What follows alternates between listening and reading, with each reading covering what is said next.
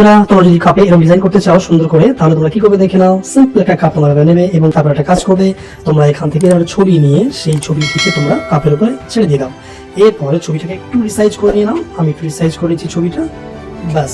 তারপরে লেয়ার প্যালেটে কি এটার আইটাকে ক্লোজ করে দাও এবং কাপটা ছবিটাকে ভালো করে একটু সিলেকশন করে ফেলো, যেখানে এক্সট্রা সিলেকশন আছে সেটা কেটে দিয়ে দাও।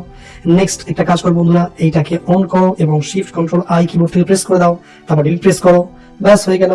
তোমরা কোনটা ডিলিট করবে? লেয়ার 1 টা ডিলিট করবে, এটা কিন্তু মাথায় রেখো, ডিলিট হয়ে গেল।